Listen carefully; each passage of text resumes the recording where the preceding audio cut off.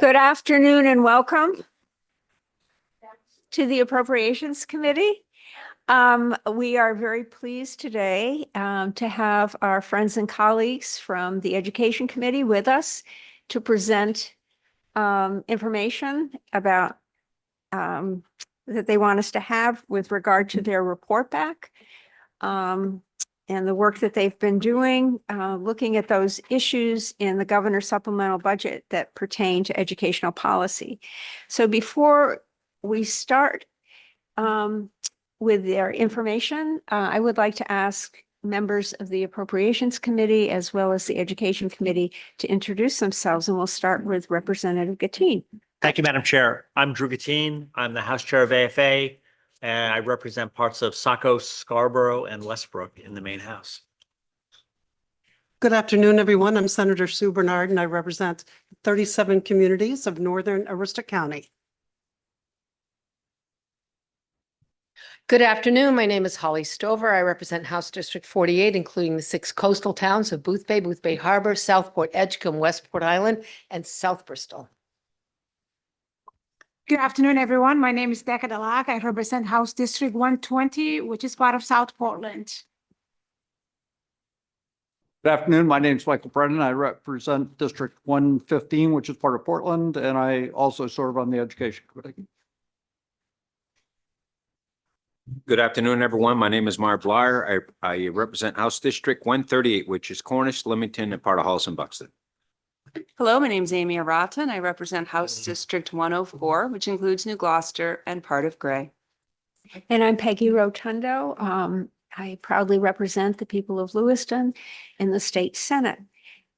Senator Rafferty, would you like to introduce your committee?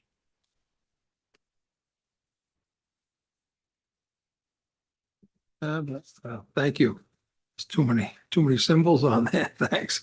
My name is Joe Rafferty. I represent Senate District 34, which is down in York County. Good afternoon. I'm Kelly Murphy. I represent House District 125, which is part of Scarborough.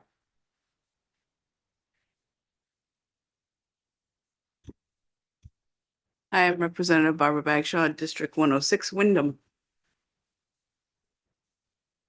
Good afternoon, Christina Mitchell, Cumberland, Long Island, and Shibig Island. Hello, Jan Dodge, House District 39, Belfast, Northport, and Belmont. Hi, I'm James Libby, Senator from Senate District 22. I reside in Standish, and I represent towns in Oxford, Cumberland, and York County, mostly rural town. Good afternoon, Sheila Lyman, District 76, Livermore Falls, Jay, and most of Livermore. Hello, Kim Hagan. I represent District 36, which is Hamden and Newburgh. I'm Holly Sargent. I represent District 147, which is the town of York. Well, we're very pleased that you're all here with us today and very interested in what you have to share with us with regard to your report back. Thank you, Senator Rotundo. So collectively, we've worked throughout the session on numerous issues, but specifically to the the appropriations piece of education. We had 2 long, pretty extensive work sessions, and throughout the process, we had discussions, and we were able to actually, at one point within our own caucuses, we went back and made a kind of came about what was important to each caucus. And I think that, and from my perspective, in terms of the Democratic caucus, I think that, and I know you all have copies. I think that, I'm not going to necessarily read it to you, but I do believe that in addition to, we support the proposed budget for education throughout. I think that, and specifically, if you looked at the second page, maintaining the 55%, the statewide $50,000 minimum, continuing and making permanent the free community college program, funding for Maine public emergency broadcasting, and a bell-to-bell cell phone ban, and a $2 million higher for education, research, and development, the $16 million to support public preschool programs. All of those were things that the Democratic caucus supported. And I know that if obviously there is thoughts from the Republican caucus as well. But what I also wanted to make clear is, and within this rebuttal, that there were a couple of programs, and this is kind of what troubled me, even during the public hearing for appropriations overall for schools, is we have programs that work. They've been proven to work. There's been documentation that they work. And there's a couple that have been left unfunded. The BAR program, you heard during the hearing, numerous principals throughout the state came in and spoke of the BAR program and of its successes. And it's still left unfunded. There are two bills related to homelessness. Two programs that have, it's been acknowledgement that they work. And I'm kind of baffled by why it is we have programs that work and we leave them unfunded. And potentially they are going to be replaced, or that funding has gone somewhere else, perhaps to a program that is new or unknown. But these are things that we know. And that really troubles me. I hope that you can take these comments into consideration. If we can provide more information for you, I'd be happy to do so. But those are some of my thoughts personally in terms of what we added in addition to supporting the educational programs that were up for funding, but these we felt were left out, or our caucus felt were left out, and they're very important. And again, they're proven. And why not fund something that's proved itself to be beneficial? So that's where I stand. And in terms of the Republican caucus, they may have want to make, I'm not sure. I won't speak for them. I think that's important that they do that if they could.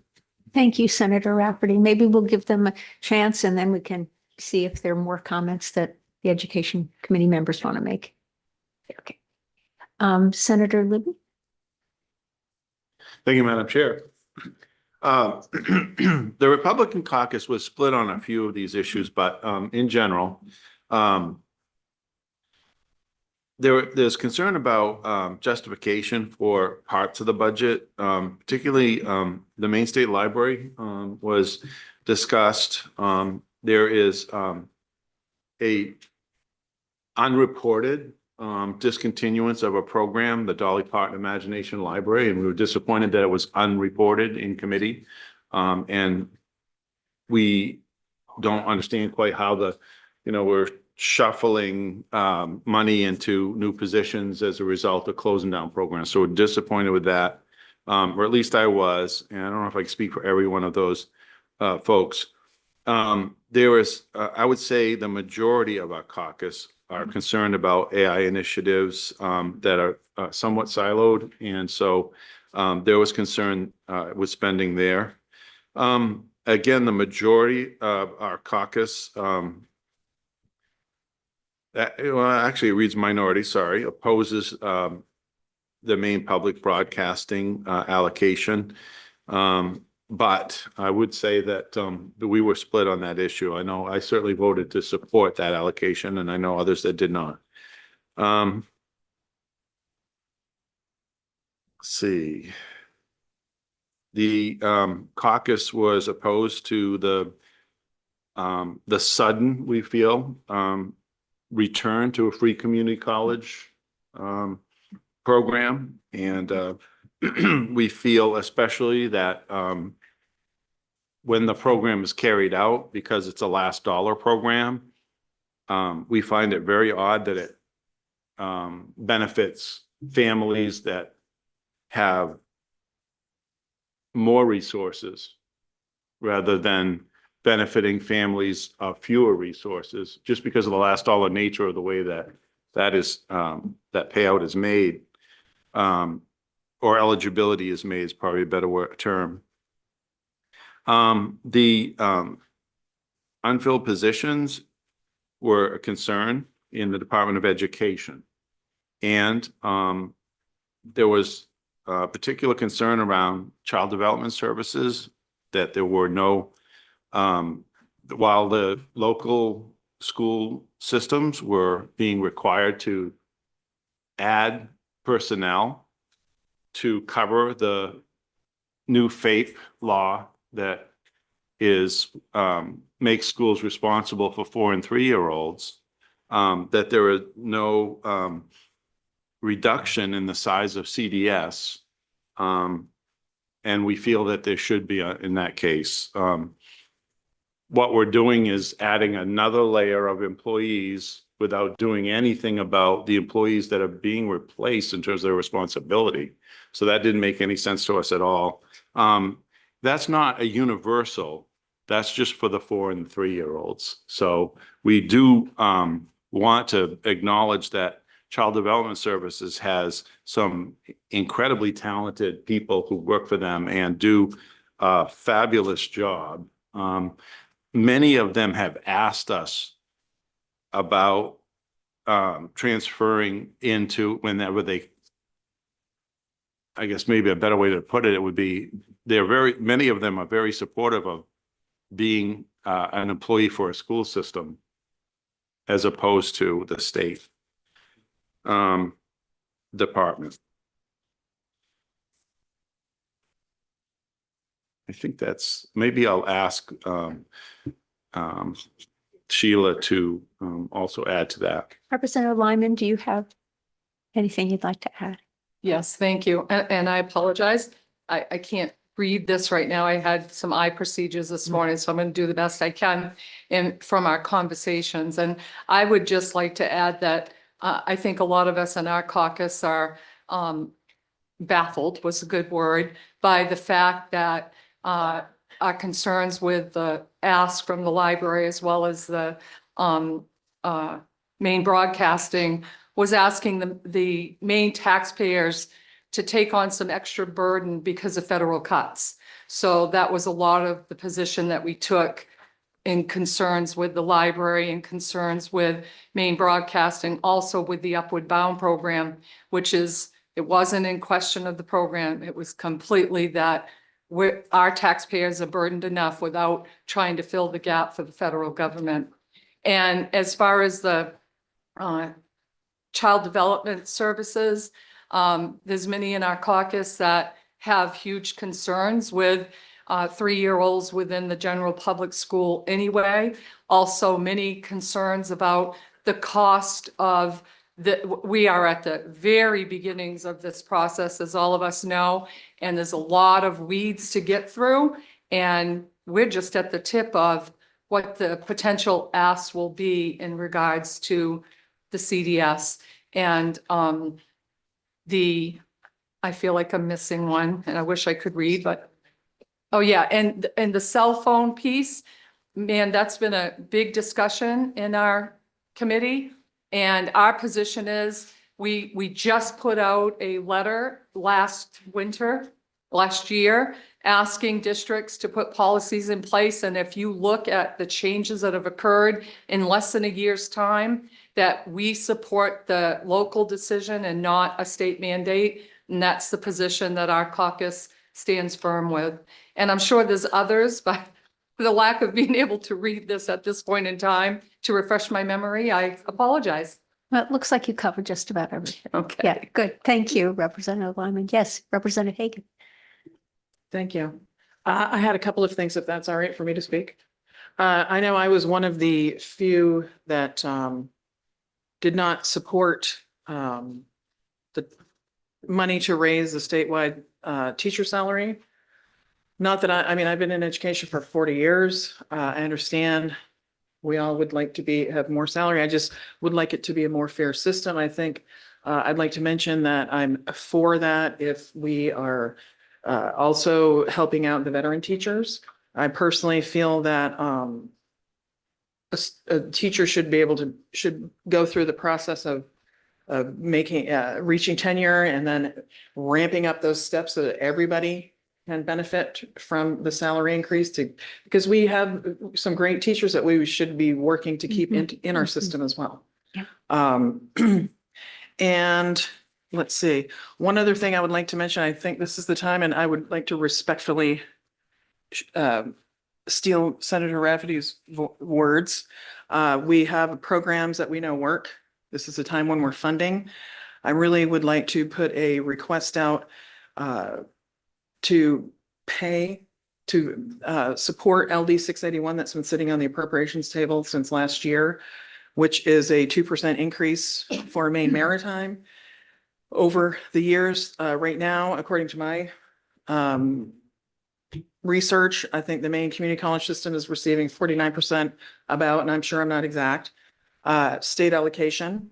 The UMaine system is 43% and Maine Maritime is at 22%. We know, as Senator Rafferty said very well, we know it works. It's a great system, higher education, and I really would like to make a plea or to get that paid so that we can start helping them raise up to be closer into receiving the same allocations as our other systems.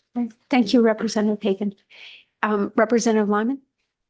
Thank you for letting me speak again. I just feel bad that I didn't speak to, we had a lot of discussion about the community college program and feel very strongly that we wanted to support it, especially if it attached the idea that it was graduates from Maine high schools. Mm-hmm. And we also talked about, in digging into this a little bit more, the opportunity for students that are coming out of a high school that to have a certain amount allocated for them as is directed through the opportunity through the community college, that if they wanted to pursue a program that is in a 4-year placement, that instead of directing them through the community college, which potentially and likely is unnecessary, there's that same opportunity for them to move into another program. So we've had a lot of conversations in our caucus about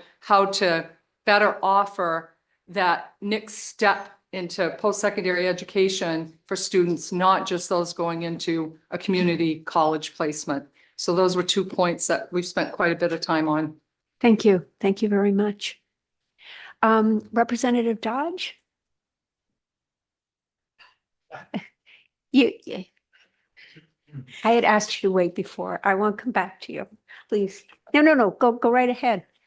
Thank you very much. I'm finding that my body language communicates facial expression, what have you. Thank you so much, Madam Chair. I would just like to speak in support specifically of Maine public funding, the Maine public broadcasting, referred to as Maine public.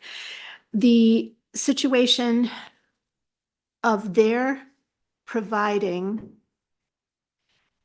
emergency communications for our entire state, I believe, justifies their upgrade of equipment. And you can read their testimony, but I did just want to mention that to you folks, please. Thank you. Thank you. Thank you, Representative Dodge. Are there other comments that committee members want to make? Representative, please go right ahead. Representative Sargent. Thank you, Madam Chair. There are 2 points that I'd like to make. Number one, on the free community college system, one of the things that I have the pleasure to be involved in is the New England Board of Higher Education, which exposes us to some of the best practice and some of the trends that are occurring in New England, but also from other compacts across the country. What has been clear in the research is that the notion of free that is put forward in community college programs opens up the door for a whole new group of individuals who have never felt that any kind of post-secondary education was plausible. It also is very much aligned with workforce development and things actually, for example, that the federal government is pushing with apprenticeships, et cetera. If we look at the parallel programs that our community college system has brought forward at the same time we're doing the free community college, it is an incredible tool for workforce development, number one, and number two, for lifting young people out of the scourge of intergenerational poverty. And so I would just say that I'm a very strong supporter and that I was very, very happy to see that the governor had put that back in. The second thing I just wanted to mention has to do with the cell phone issue, and that we have worked very diligently on this. We've included some exceptions that people felt were absolutely essential in terms of health, in terms of prescribed need, in terms of translational services, et cetera.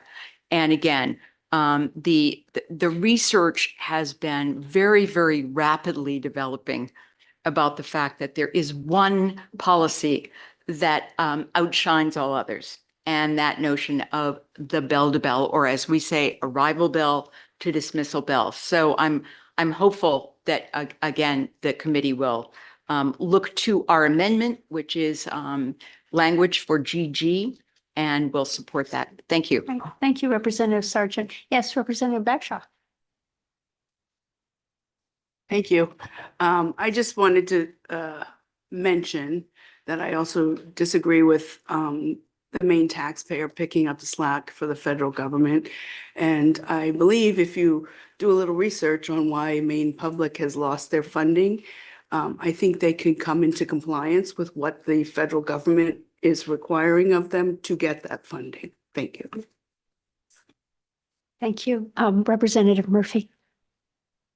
Thank you, Senator Rotundo. I just want to let the committee know for your information and for the general public that we are going to have a public hearing on Monday for LD 2226, which is looking at the whole EPS funding formula. So although we support the 55% of the total cost of education still being supported by the state, we're grateful for that.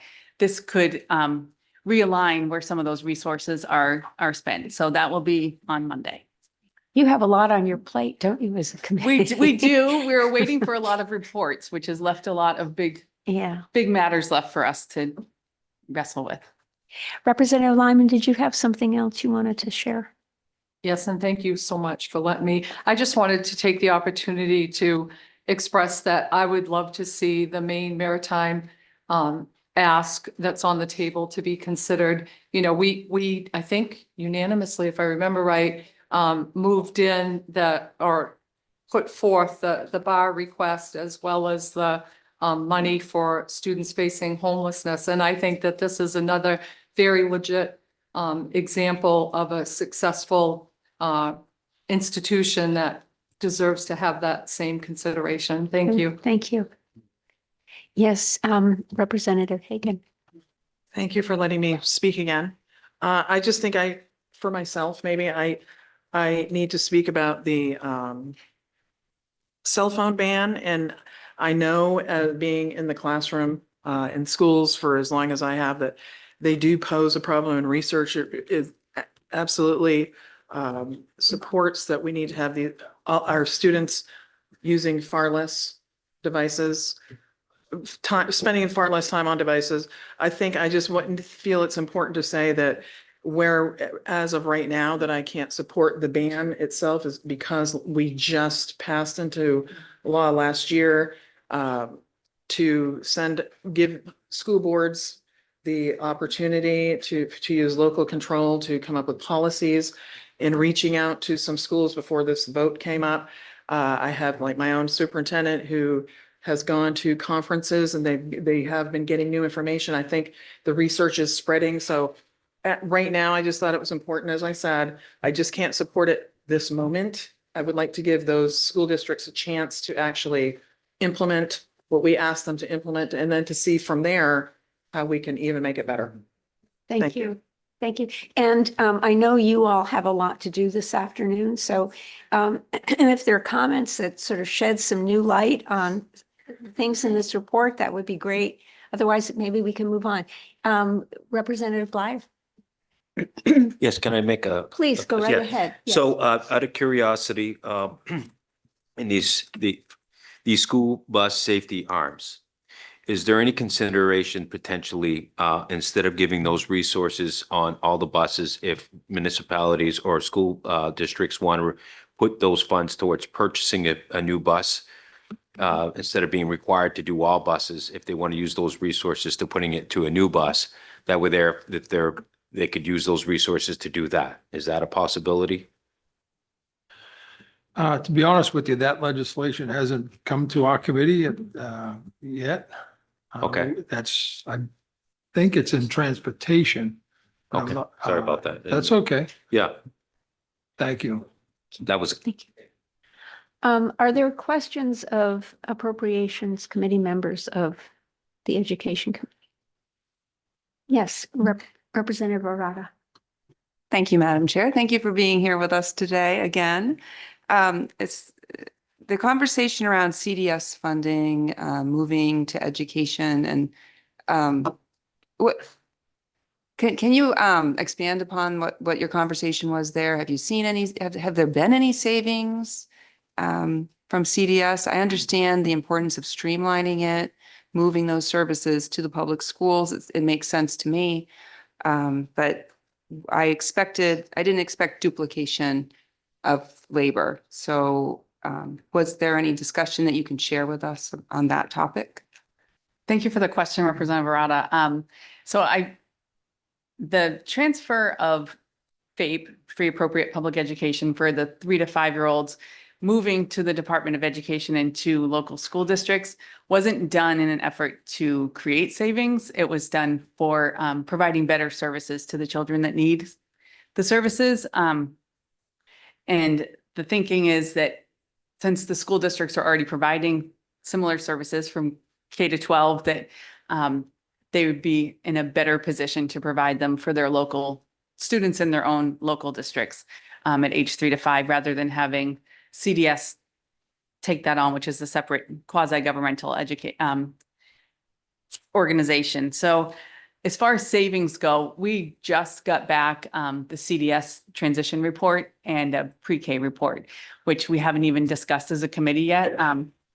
That is also scheduled for next week. So as far as specific savings, I can't tell you that there has been any, and maybe somebody else can answer that, but I just wanted to be very clear that that wasn't the intention and the transfer of FAPE to the I guess I district. thought it would be a wash, really, more than just savings, it would be a wash. And I haven't seen that, but perhaps when you get that report, if you could share it with our committee as well, that would be very helpful. Absolutely. And I will say that CDS is still a vital piece of the puzzle for this, because there are some districts that individually can't support the students they have. And so CDS would still be available to support them, including in these CDS hubs that have been established. So districts that don't have the personnel or the expertise can reach out for support to the CDS hubs. So CDS is still going to be a really important piece of the puzzle, and still continuing to serve students from birth to age 3. So they will still exist and will still be supporting kids, even though the responsibility for FAPE will lie with the school departments, if that makes sense. So yes, I'd be happy to make sure that the committee gets the full report that we have just received. Representative Lyman. Thank you. And to talk to the CDS piece a little bit more as well, there's a lot of complexity there, because we're looking at children identified with special needs.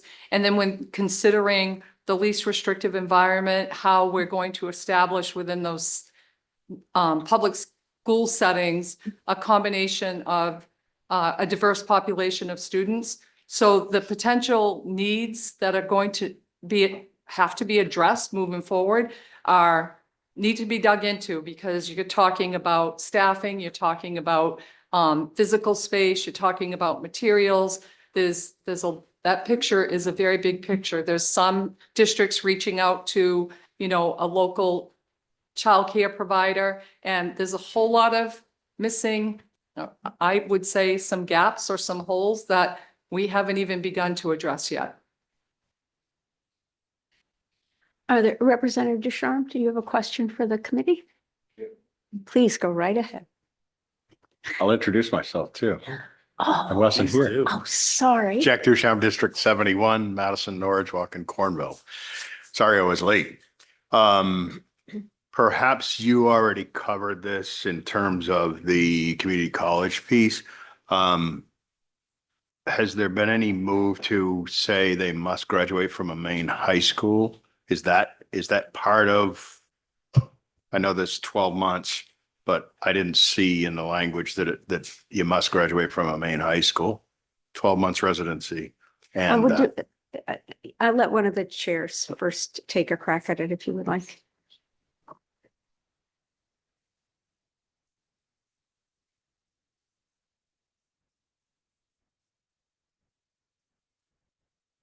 I'm unclear specifically on the graduation piece, but they need to be a Maine resident for 12 months. Representative, I'm sorry. I saw Representative Lyman's hand go up first and then Representative Brennan. Thank you. We as the minority caucus felt very strongly that should be a part of one of the asks of the community college program. Is that we asked that last time as well, that it was a student that graduated from a Maine high school. And Representative Brennan. Yep. Representative Ducharme, if you recall last year, this committee voted to send a letter to the community college and ask them to answer 6 questions.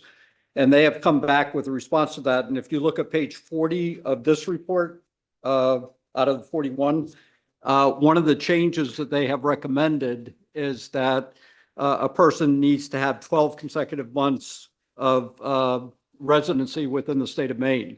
So no longer can, quote, out-of-state people apply for the program. Secondly, rather than completing the program in 4 years, it's now been reduced to 3 years. Both of those changes have resulted in several $1 million of savings. And that's why the request in the supplemental budget is for $2.5 million relative to those changes that they recommended. So the community college was very responsive to the request that this committee made of them last year and changed both the residency requirement as well as the completion requirement for the community college program. Representative Ducharme. I understand the 12 months residency requirement, but that does not necessarily predicate that a person doesn't move from another state, live here 12 months and go to the community college. What I think this program was designed to do was to take Maine students from high school into college. And unless you put in there, you must graduate from a Maine high school to be eligible for this, I don't think we're doing what we really think that we want to do. We're creating a loophole so someone can come here, take a gap year from high school, live here for a year, and go to college on a taxpayer dime, last dollar in. And that's my concern. That's why I want to have Maine graduates, Maine high school graduates. Representative Brennan, and then I really would, and then Representative Murphy. And I'd like to move on because we will have plenty of time to debate this in our committee. I appreciate your ability to look at creative ways that somebody might be able to utilize a program. But in fact, we've shown that over 96% of the students that have been attending the free college are in fact Maine high school graduates. And the whole issue before about, quote, out of state, that only comprised 4% of those students that were taking advantage of the community college program. So with this additional language, I'm going to say that 4%, maybe it'll drop down to 0.5%. And only with your guidance will somebody understand a loophole that they might be able to exploit in order to become part of the community college. But I think this is a substantial step forward to address the very need that very issue you're talking about. But secondly, the community college has clearly marketed the program to high school students and high school graduates. So I understand your concern, but I really believe that we've moved in the right direction with the language that's in the supplemental budget. And I look forward to lively debate here in appropriations when we get to this item. Representative Murphy. Thank you so much. I would just, to Representative Ducharme, there could be by requiring students who have graduated from our main high school, you'd be precluding students who come from households that have, well, families that have two households. And so for whatever reason, a student may be a Maine resident, but have attended school out of state. One parent lives in New Hampshire or Vermont or Texas, and their other parent lives in Maine. They could still be considered a Maine resident, but haven't graduated from a Maine high school. So you'd be eliminating all of those students by requiring it to be a graduate from a Maine high school. Are there other questions that Appropriations Committee members have for our education colleagues? Yes, Representative Bleier. Thank you, Madam Chair. The question is on the cell phone ban in schools. Right now, you're making a rule that all school boards would have to follow. Isn't there a way that we would allow school districts to make up their own type of avenue on how to deal with the banning of cell phones? If we made it a law and just allowed them to deal with it in their best practice, would that be something that you guys talked about? Is there any conversation about that? We have, as has the leadership associations statewide, we've encouraged people to do just that. Make up your own policy. Maine is a local controlled state.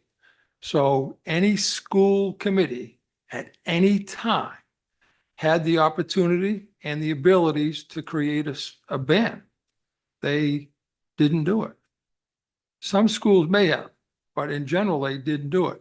It is a difficult task, I think, for them to undertake because the local pressure from a lot of folks is going to be tremendous.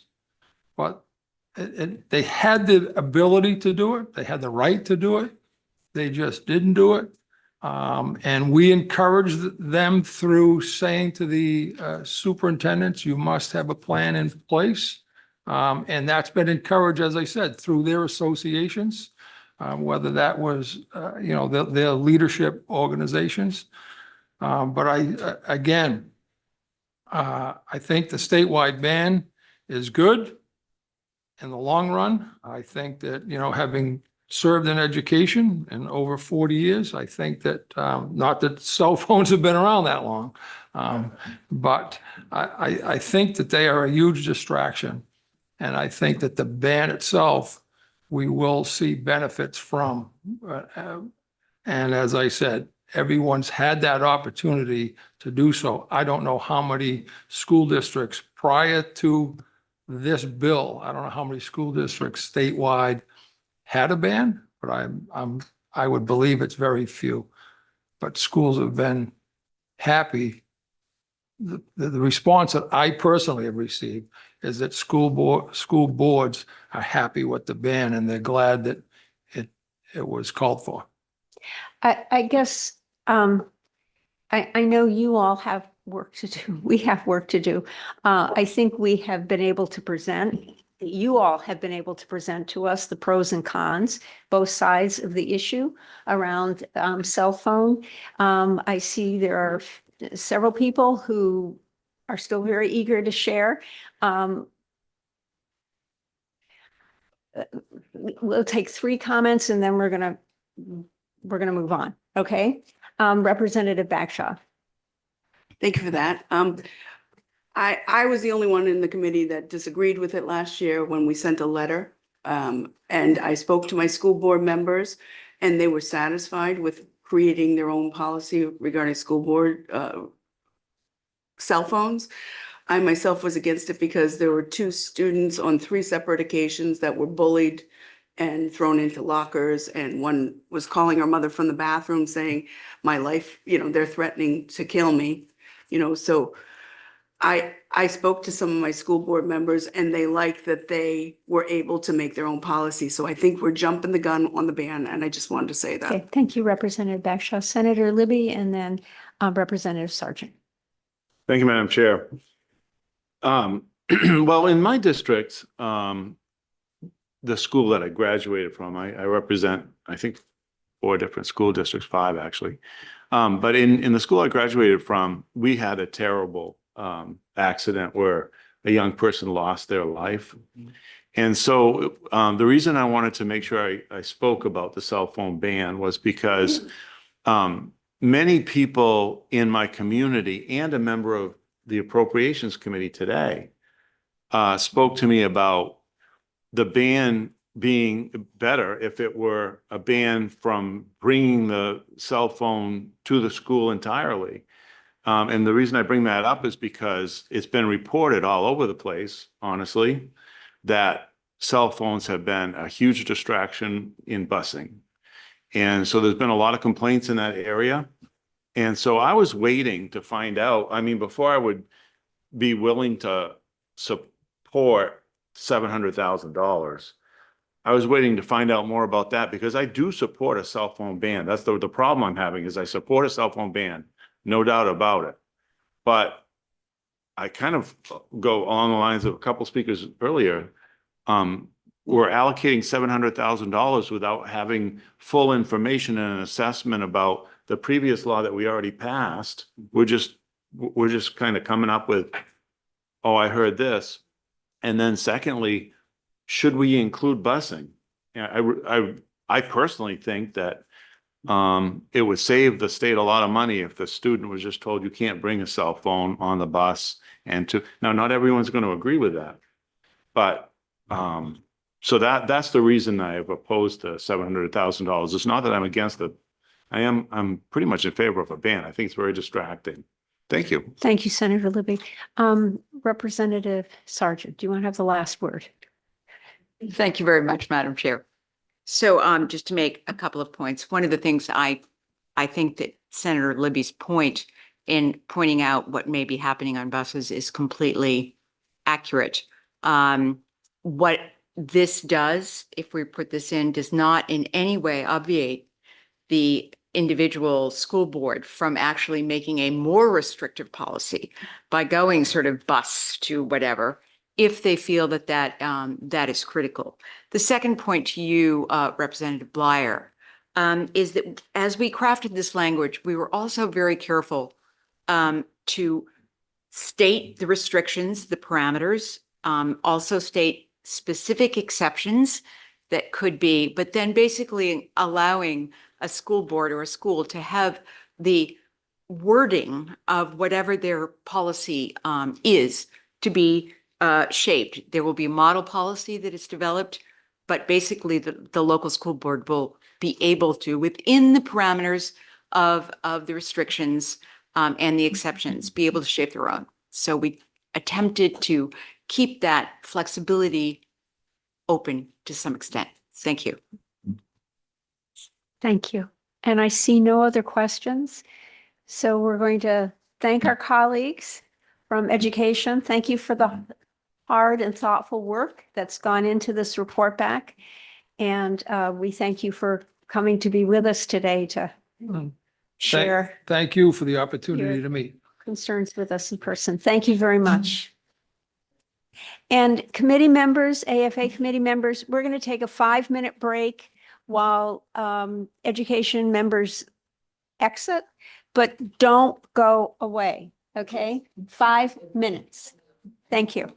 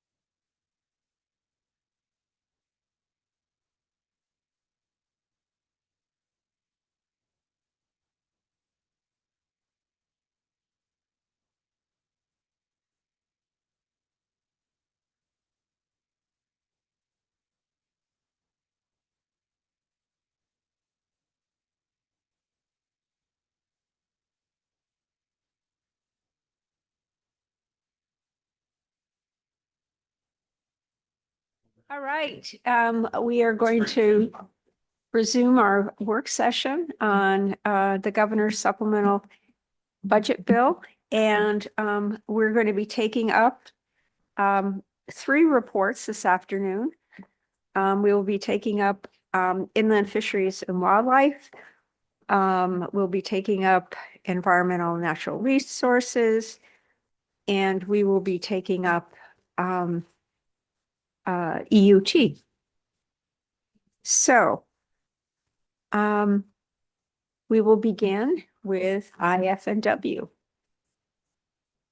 Madam Chair? Representative Gatine. Thank you, Madam Chair.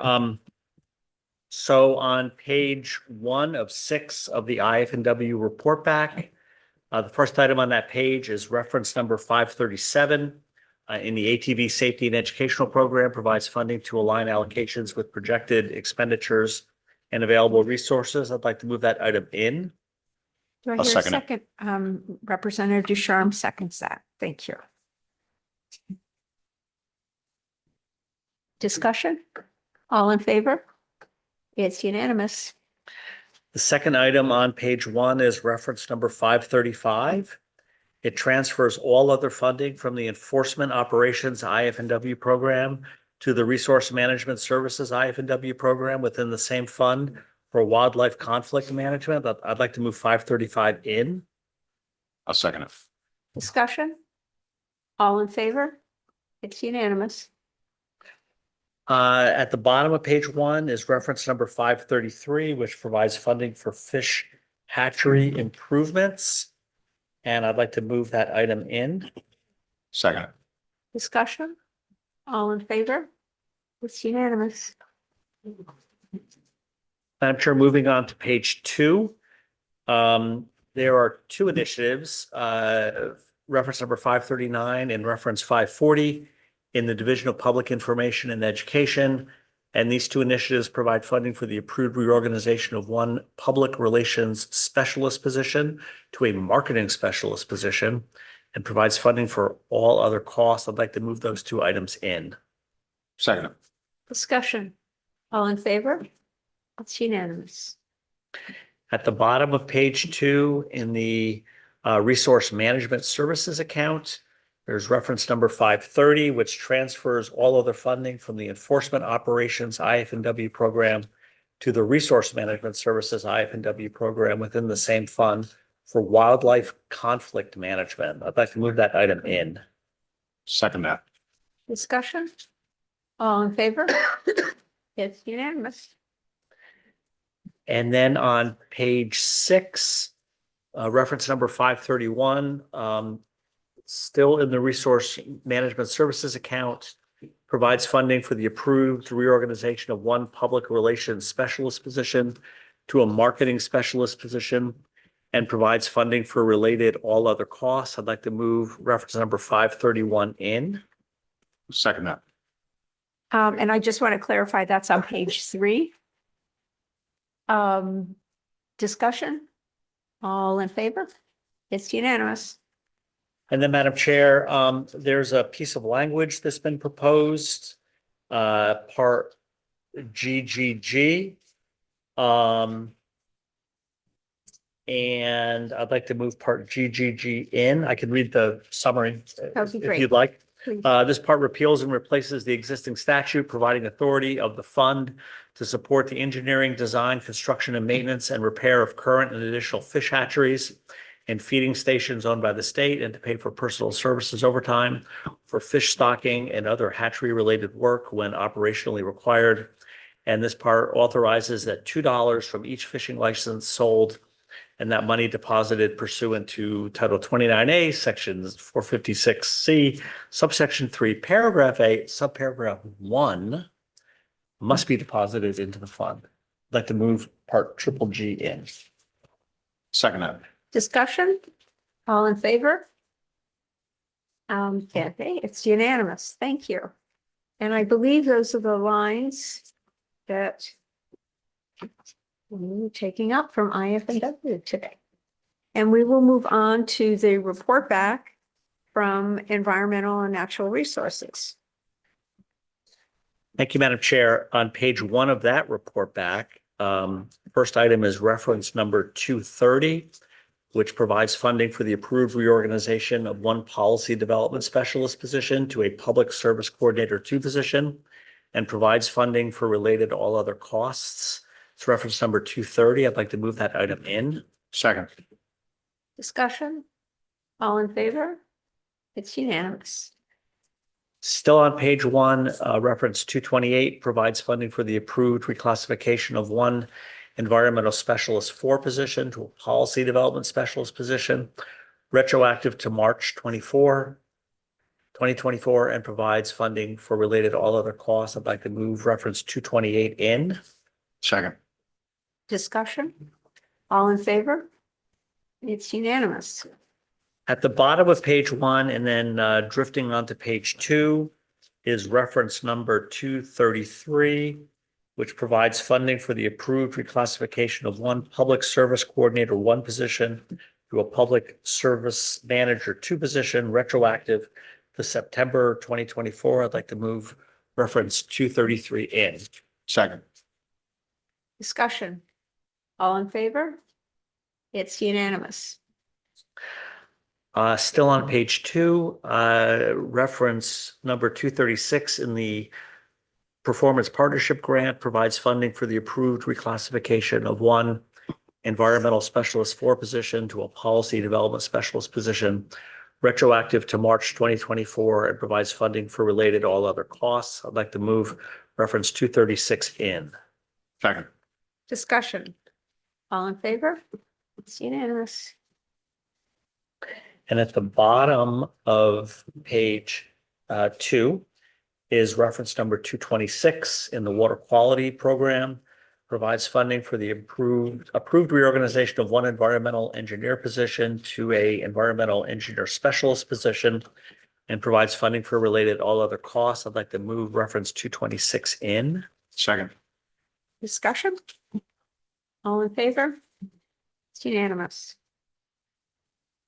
And then going on to page 4, reference number 234 is an initiative related to reclassifications in the Maine Environmental Protection Fund account. I'd like to move reference 234 in. Second. Discussion? All in favor?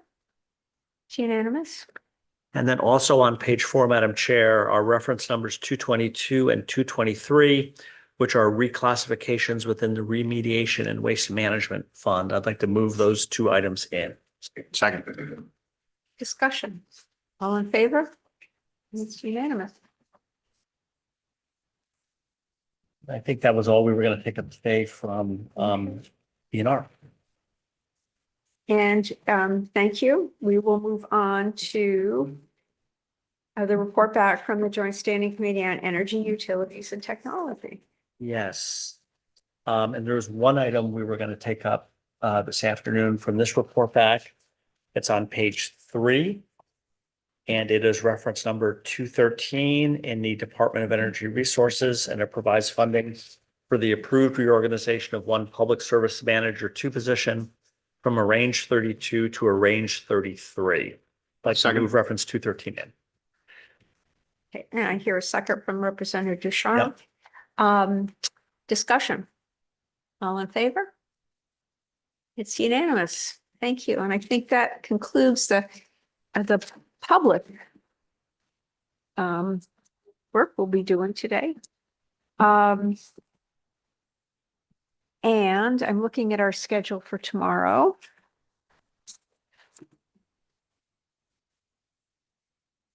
And Lucia, tomorrow, we hope to be able to take up Health and Human Services, Marine Resources, ENR, HCIFS. Yeah, we just said we're ahead of ourselves. Huh? Oh, I'm sorry, we're Yeah. ahead of ourselves. Well, But we still have one we more. still We've got have, one- yeah, one- yeah. We haven't done it all.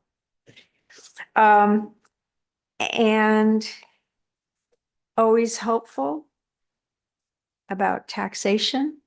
always hopeful about labor. But anyway, we will be looking at other reports as they come in, and we are scheduled to take public votes next on Friday morning. So stay tuned. We will wait for additional reports to come to us. Do you have anything else to add, Lucia? Nope. You're ahead on ENR because that came in early, and I think you've got the full list of what you have education now, and then the ones you listed that are coming in. Yep. Good. We will stay tuned. Representative Petit? Oh, Representative sorry, Sharma. Representative Ducharme. Thank you, Madam Chair. Was HHS going to come in like EDU did? I know I talked with some of their members and they were kind of hoping to do that on Friday morning. I don't know if we can plan to do HHS first thing Friday morning, if some of them want to come in, if you can let them know. My understanding is that they were not going to be coming in. That's Okay. what we were told, but we can talk off mic and. Okay, thanks. Any other questions? I'm all set. Thank you for Okay, everybody for your great. work today. Great. Thanks, everybody. And we will see you all out here on Friday morning. Thanks.